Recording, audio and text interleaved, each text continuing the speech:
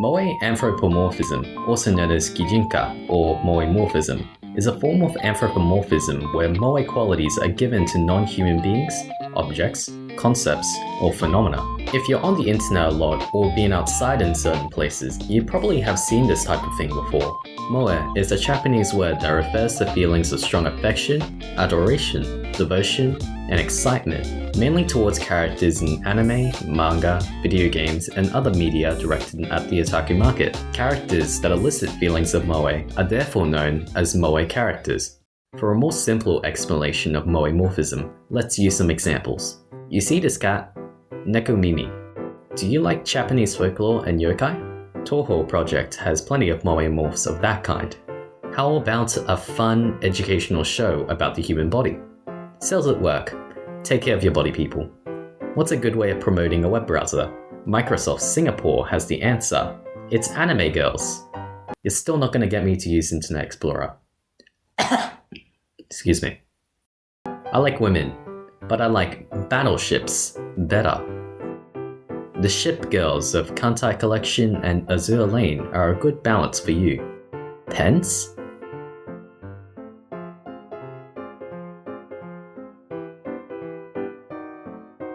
Koro wa pen desu. Essentially, it's turning anything and everything into anime characters. And when I say anything and everything, I really mean it. Some of the content people have made with this simple concept can get quite bizarre and outlandish, but it's kind of charming in a way. One notable case of Gijinka that caught my attention was of Hinomoto Oniko, and it's for a very interesting reason. Hinomoto Oniko is a Japanese character created in 2010, originating from the Breaking News VIP board on 2channel. Since then, it has become an internet meme within various forms and image boards in Japan. It is a satire of the phrase 日本鬼子 a commonly used Chinese ethnic slur against people of Japanese descent, roughly translating to Japanese devils or Japanese monsters. The phrase has been in use since the Second World War and continues to be used into modern times as a derogatory epithet against the Japanese. Anti-Japanese sentiment is felt strongly in China, and its usage serves as a constant reminder of the atrocities perpetrated by the Japanese army in the invasion and occupation of China during the war.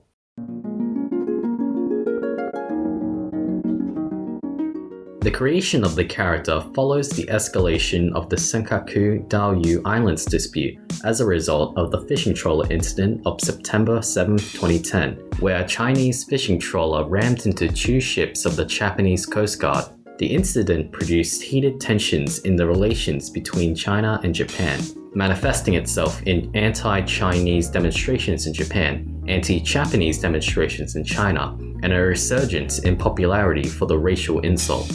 In Japanese, it is generally read as Riben Guizu, a direct transliteration from Mandarin. However, the Han characters can also be read using the Koyumi and Nanori readings as Hinomoto Oniko, which resembles a female name. And that's how it happened.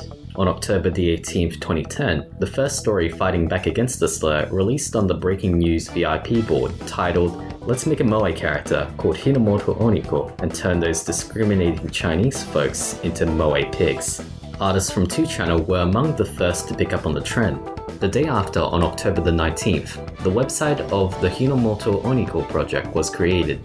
The project's purpose is to promote and support the creation of Hinomoto Oniko and derivative characters. The site provides a place for organizing and outlining activities and works revolving around the character with detailed information on the project, its use, and the content people have created. By turning this phrase into a moe character, Japanese netizens transform this normally racist and offensive phrase into something else, illustrating that the negative connotations behind the slur could be reversed. Despite this, Hinomoto Oniko is not intended to be used for political activities.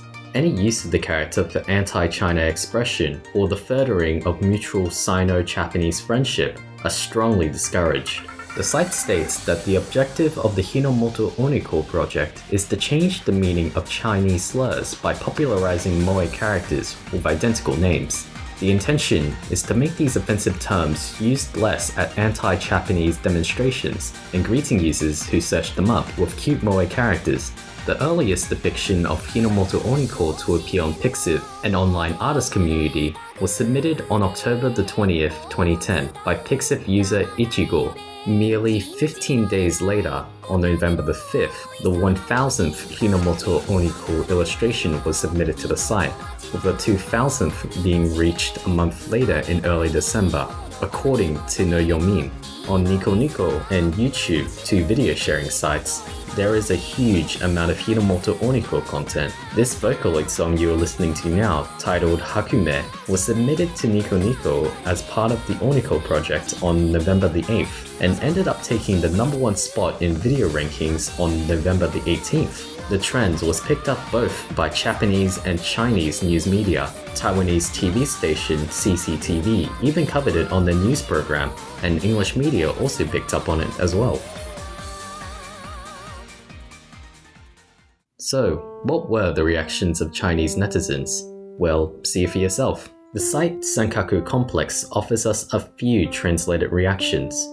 I didn't think it would turn out like this. I just don't understand that country. Damn. Just damn. Japan is a dangerous country. Perhaps we should just admit our loss. We boo and jeer, and their response is a moe character. We're helpless before them. Urban Guizui is a moe character? What do we call them now? Japs? Creep otaku? Those are quite the perplexed reactions there. I kinda relate to them honestly. Obviously not the booing and jeering part. But another question you may be asking is, what exactly did this do? Did Hinomoto Oniko achieve its goals? It's hard to say. Google Trends data is limited and doesn't really tell us much other than the search term blew up in October and November of 2005 following the creation of the character. Google is limited in mainland China, so naturally the data that we can get from the country is also limited. In Taiwan, where Google is widely used, the term appears to have subsided somewhat, although this source is quite dubious by itself. A quick Google search of the slur shows that I cannot read. It is quite difficult for me to research since I am neither literate in Japanese or Chinese, so I am unsure on what effect Hinomoto Oniko had on the term, let alone its usage on the internet. We can take a look at Google Images, which shows about 10% of the results are the character. However, again, this is also very dubious, and we cannot conclude anything with this.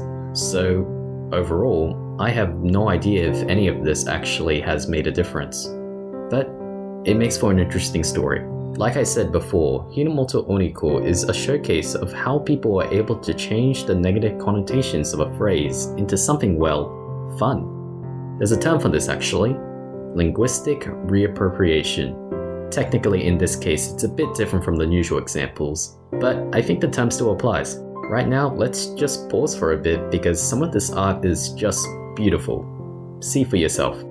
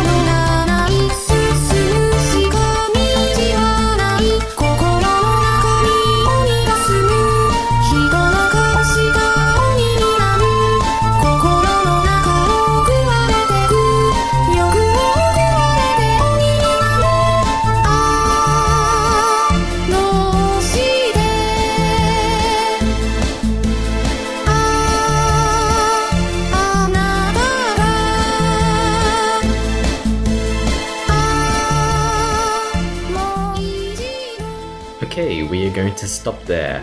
That is the story of Hinomoto Oniko, the slur that became a cute girl. Thank you, Japan, and all these talented artists for delighting us with these lovely creatures. And thank you for watching this video.